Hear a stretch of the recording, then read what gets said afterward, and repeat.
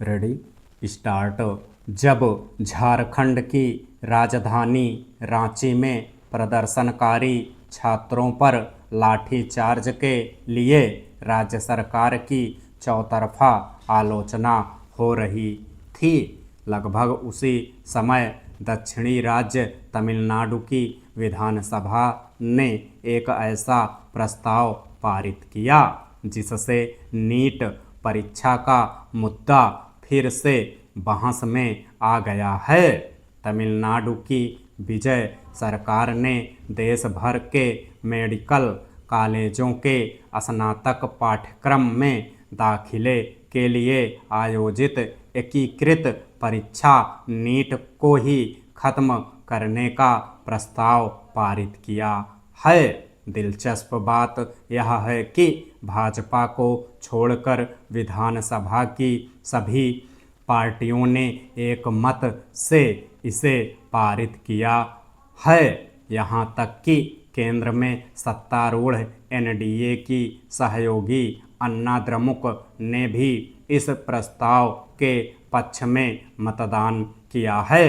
गौरतलब है काकरोच जनता party CJP ने नीट पेपर लीक को ही मुद्दा बनाकर दिल्ली के जंतर मंतर पर पिछले महीने एक प्रभावशाली आंदोलन खड़ा कर दिया था, जिसके कारण अंततः धर्मेंद्र प्रधान को शिक्षा मंत्री का पद छोड़ना पड़ा। ऐसे में तमिलनाडु विधानसभा के इस कदम से यह साफ हो गया है कि नीट का जिन्न आसानी से बोतल में बंद नहीं होने वाला है।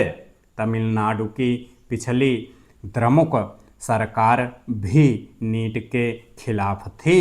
सवाल है कि तमिलनाडु इस एकीकृत परीक्षा को लेकर इतना आलोचनात्मक क्यों है।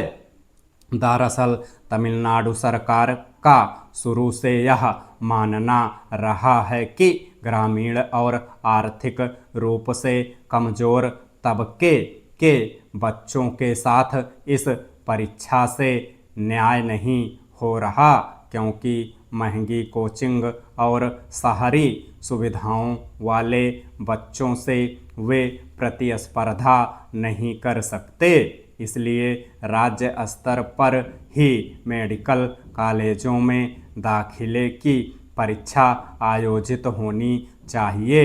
उसकी एक आपत्ति भाषा को लेकर भी है। ऐसे में 2 साल के अंतराल पर 2 बार नीट पेपर लीक की घटना ने तमिलनाडु को मौका दे दिया है कि वह नए सिरे से अपने संवैधानिक अधिकारों के लिए आवाज़ उठाए।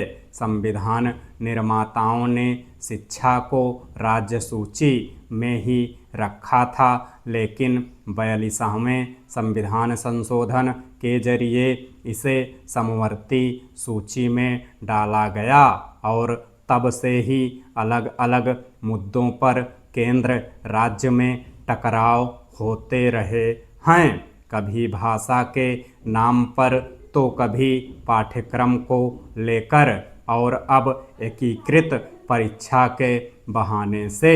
निसंदेह केंद्र हो या राज्य सरकारें, उनका लक्ष्य छात्रों के हित साधना ही है। बेहतर यही था कि एक दूसरे को पूरे भरोसे में लेकर नीतियां बनाई और लागू की जाती, ताकि सभी वर्गों के हितों का अधिकाधिक संरक्षण सुनिश्चित हो पाता। दुर्योग से देश में दलीय राजनीति से अब नीतियां प्रभावित होने लगी हैं, जिसका असर देश और समाज पर पड़ रहा है। नतीजतन पूर्ववर्ती सरकार द्वारा शुरू की गई नीतियों को अपनी मौत मरने के लिए छोड़ दिया जाता है या फिर वे बदल दी जाती हैं।